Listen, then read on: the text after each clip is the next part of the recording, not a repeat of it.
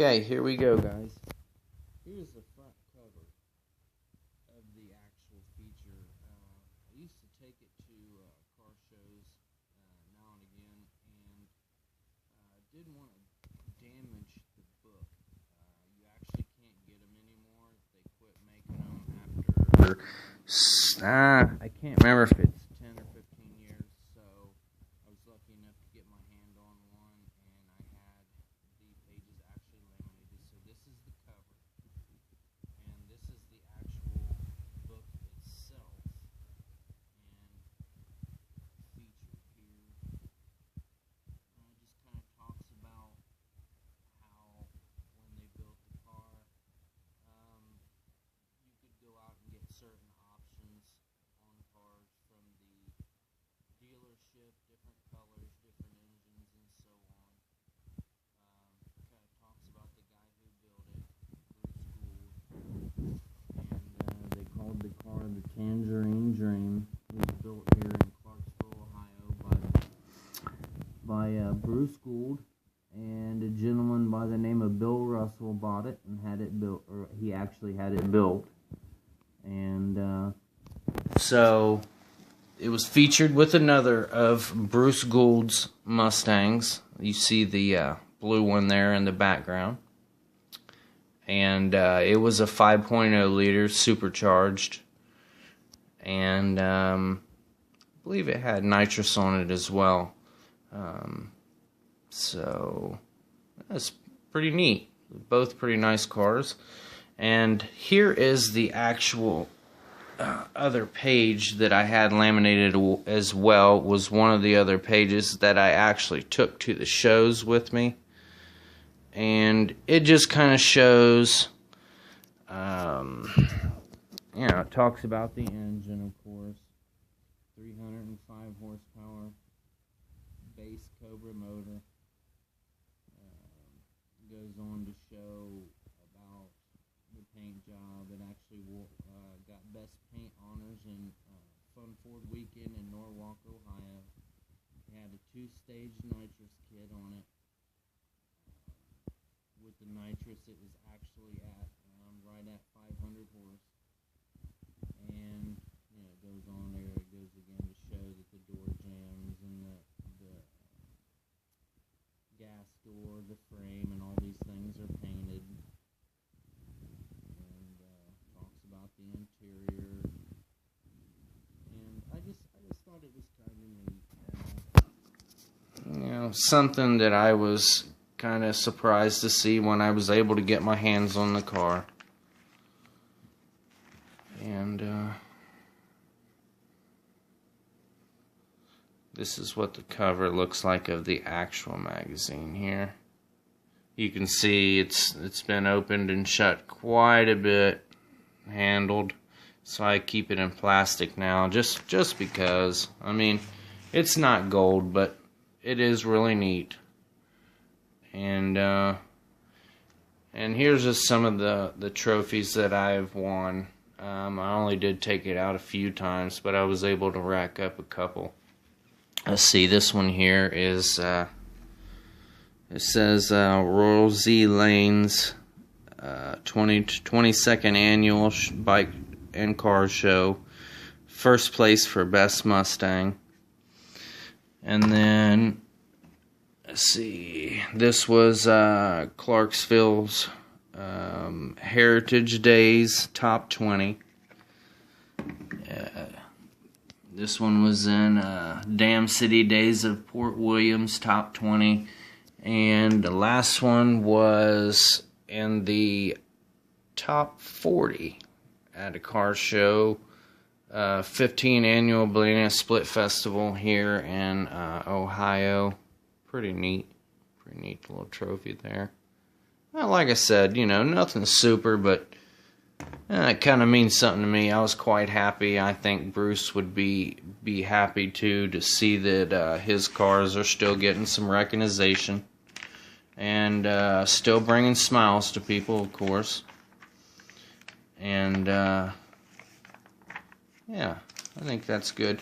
I really wish that I could find more of Bruce's vehicles and I'm really going to try. I'm going to continue to try to locate more so that I can bring more to you guys and show you more of his creations.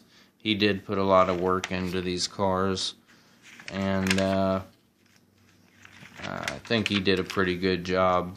Kind of like what Steve Saline did, just taking the Mustangs and ramping them up a notch, you know. Kind of putting his own twist on things. And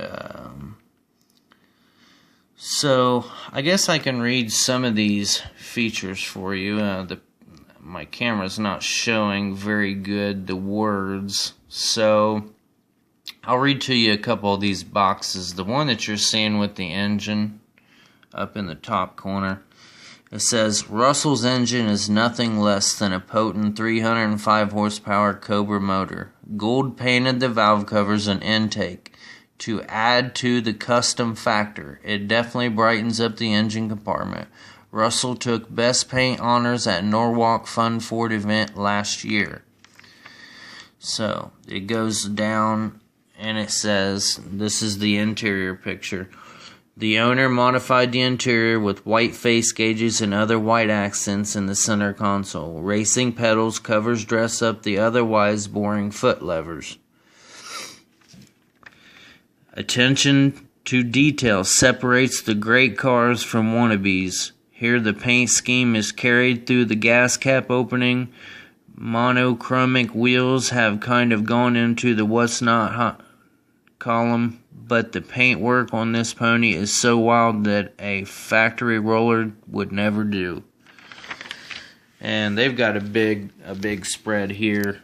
It just says when you're not happy just with a just plain Mustang, there's alternatives to liven things up. And I can read you a little section of the Tangerine Dream here. Bill Russell of Clarksville, Ohio, had been looking to buy a Mustang for some time. And one look at this 95 Gould Mustang was all the encouragement he needed to empty his bank account. The Mustang is a 95 model, but it was constructed from 3 different cars. A 97 Cobra donated its 4-valve power plant, while a GT and V6 were combined to provide a firm foundation. Aftermarket components in the forms of a SR351 wing and a Cobra front bumper cover were added, as well as a Cobra R hood. Gould & Sons then called upon Jesse Stone of KLI of Cincinnati for the vivid paint use. The paint scheme was filled with orange pearl, white calypso green, and deep purple. The Mustang was dropped by the way of BBK progressive rate springs, and handling was further improved through the use of that company's upper and lower control arms. The Cobra brakes were pirated from the same car that gave up its engine, and the 8.8 axle was upgraded with a 410 gear, aluminum drive shaft encased by Lakewood loop and connected to a T45, which is shifted by the B&M Ripper shifter, I guess. A Ford Racing clutch makes sure that all the 4 cams power is transmitted to the ground. With wild-looking car like this, a stock exhaust would not do, and rather than go on to the traditional Mustang pipe, i.e. Flowmasters, Gould bolted up a complete 2.5-inch system from Hooker. The interior was relatively stock V6 until Russell took ownership and installed the white face gauges and the tachometer, the racing pedals, as well as a 150 horsepower shot of nitrous oxide. As far as racing is concerned, Bill didn't do very much before he bought the Mustang. Since owning it, the pony has gone 1310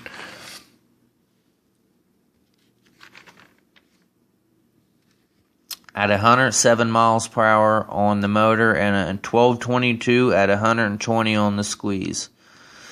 So there's another view of that other car. I think that car is really, really nice. I actually got a chance to meet up with the guy that owned this car. It had been really done rough. He had to do a lot of rebuilding in it and was working on keeping a rear end in it when I had talked to him. We got to spend some time at a car show, and it was just really neat to have these cars together. So I don't know, tell me what you guys think, in the descriptions below, and I hope you guys enjoyed this, and don't forget to like the video and subscribe, and thanks a lot. Hey, I'll talk to you guys soon. I hope you guys enjoyed the video. Thanks.